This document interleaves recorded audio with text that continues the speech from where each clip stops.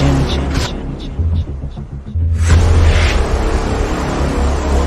do not forgive. We do not forget. Expect us.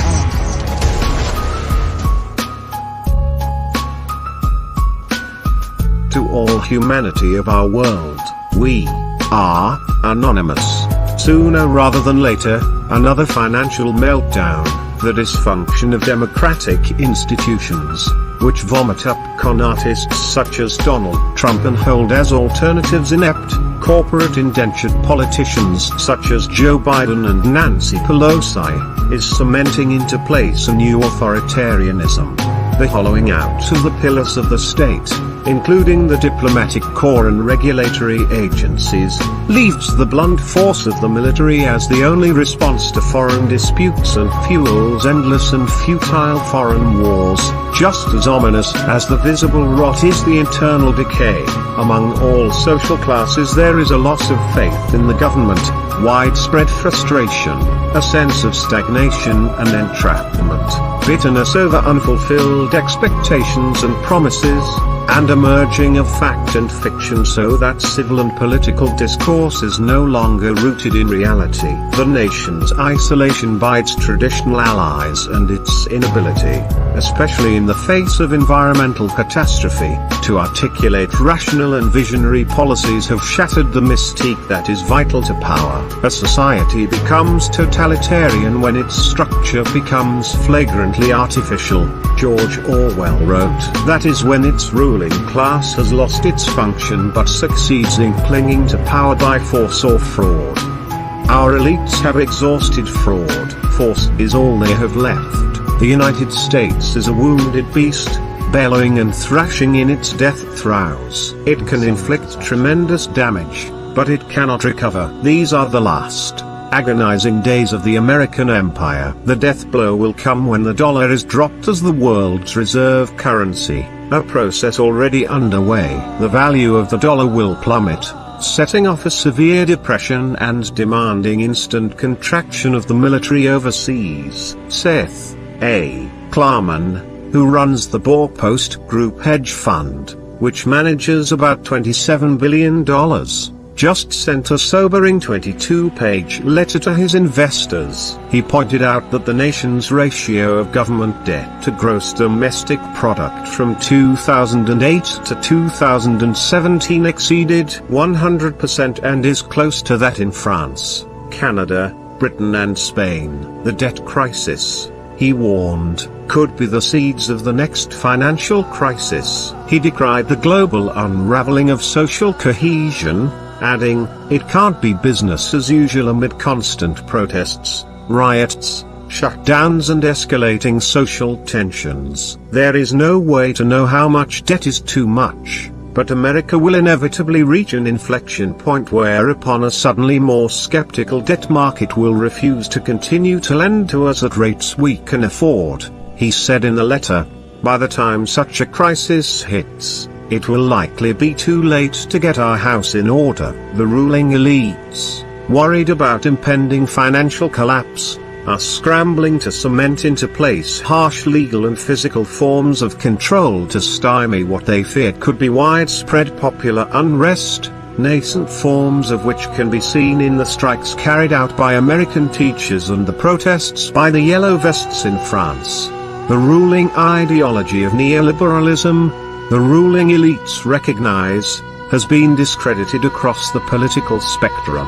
This is forcing the elites to make unsavory alliances with neo-fascists, who in the United States are represented by the Christian right. This Christianized fascism is swiftly filling Trump's ideological void. It is embodied in figures such as Mike Pence, Mike Pompeo, Brett Kavanaugh and Betsy DeVos, in its most virulent form, one that will be expressed once the economy goes into crisis. This Christian fascism will seek to purge the society of those branded as social deviants, including immigrants, Muslims, secular humanist artists and intellectuals, feminists, gays and lesbians, Native Americans and criminals, largely poor people of color, based on a perverted and heretical interpretation of the Bible. Abortion will be illegal. The death penalty will be mandated for a variety of crimes. Education will be dominated by white supremacist views of history, indoctrination and the teaching of creationism or intelligent design. The pantheon of New America heroes will include Robert E. Lee, Joseph McCarthy and Richard Nixon. The state will portray the white majority as victims. This Christian fascism, like all forms of totalitarianism, wraps itself in a cloying piety, promising moral as well as physical renewal. The degradation of mass culture with its celebration of sexual sadism, graphic violence and personal dysfunction. Its plagues of opioid addiction, suicide, gambling and alcoholism, along with social chaos and government dysfunction, will lend credibility to the Christian fascists' promise of a return to a Christian purity. The cloak of this piety will be used to snuff out all civil liberties. Central to any totalitarian ideology is a constant inquisition against supposedly clandestine and sinister groups held responsible for the country's demise. Conspiracy theories, which already color Trump's worldview, will proliferate. The ruling rhetoric will whipsaw the population, swinging from championing individualism and personal freedom to calling for abject subservience to those who claim to speak for the nation and God. From the sanctity of life to advocating the death penalty, unrestrained police violence and militarism, from love and compassion to the fear of being branded a heretic or traitor, a grotesque hypermasculinity will be celebrated. Violence will be held up as the mechanism to cleanse the society and the world of evil. Facts will be erased or altered, lies will become true, political language will be cognitive dissonance. The more the country declines, the more the paranoia and collective insanity will grow. All of these elements are present in varying forms within the culture and our failed democracy. They will become pronounced as the country unravels and the disease of totalitarianism spreads. The ruling oligarchs, as in all failed states, will retreat into fortified compounds, many of which they are already preparing, where they will have access to basic services, health care, education, water, electricity and security largely denied to the wider population. The central government will be reduced to its most basic functions, internal and external security and collecting taxes. Severe poverty will cripple the lives of most citizens. Any essential service once provided by the state, from utilities to basic policing, will be privatized, expensive and inaccessible to those without resources. Trash will pile up in the streets. Crime will explode.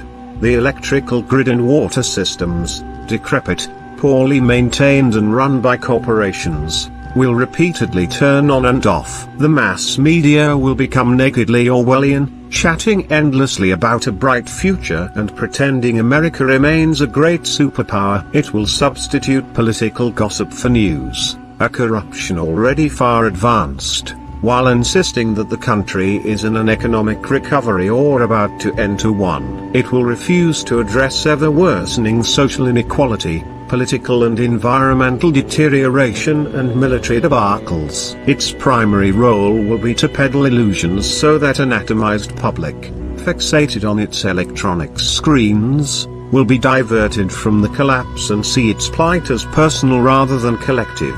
Dissent will become more difficult as critics are censored and attacked as responsible for the decline. Hate groups and hate crimes will proliferate and be tacitly empowered and condoned by the state. Mass shootings will be commonplace. The weak, especially children, women, the disabled, the sick and the elderly, will be exploited, abandoned or abused.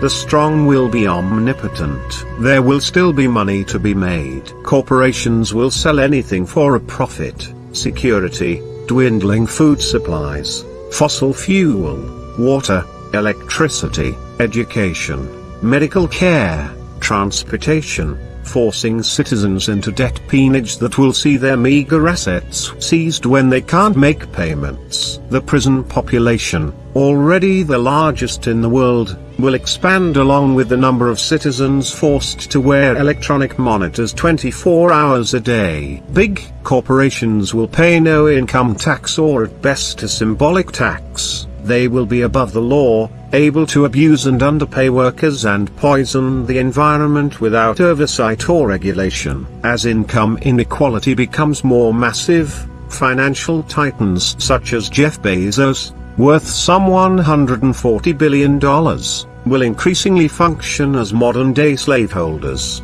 They will preside over financial empires where impoverished employees will live in rundown campers and trailer parks while toiling 12 hours a day in vast, poorly ventilated warehouses. These employees, paid subsistence wages, will be constantly recorded, tracked and monitored by digital devices. They will be fired when the punishing work conditions cripple their health. For many Amazon employees the future is now. Work will be a form of serfdom for all but the upper elites and managers. Jeffrey Pfeffer in his book Dying for a Paycheck, How Modern Management Harms Employee Health and Company Performance, and What We Can Do About It quotes a survey in which 61% of employees said workplace stress had made them ill and 7% said they required hospitalization as a result.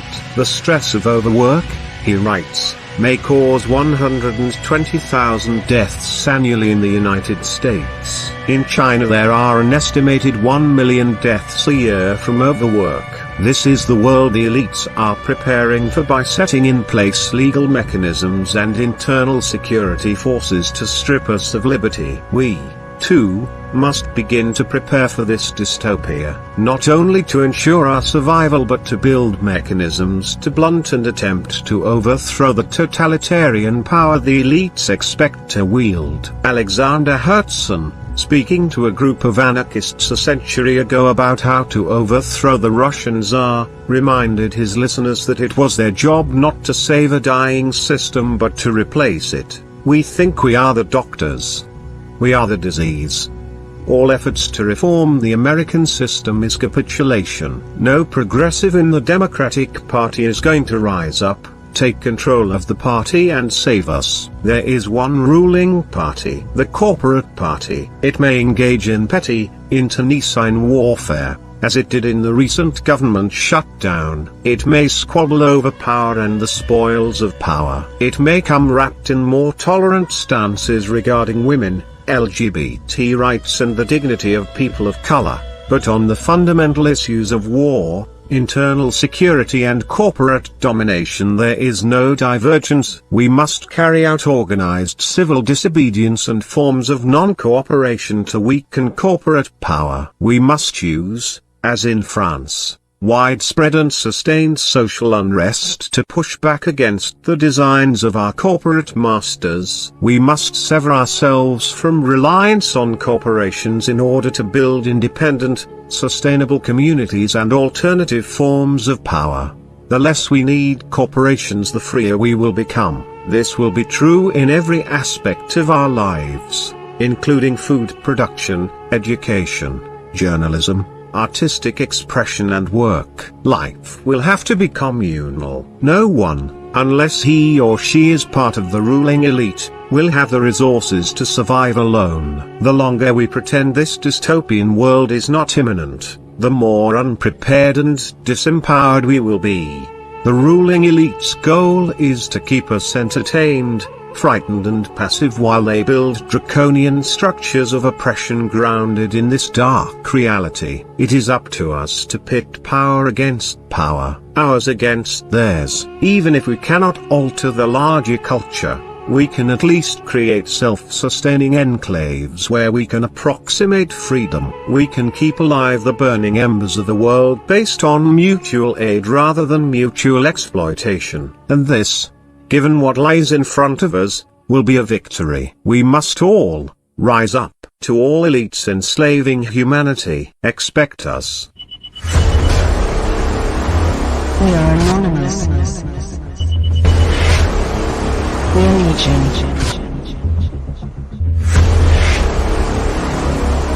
We do not forgive. We do not forget. Expect us.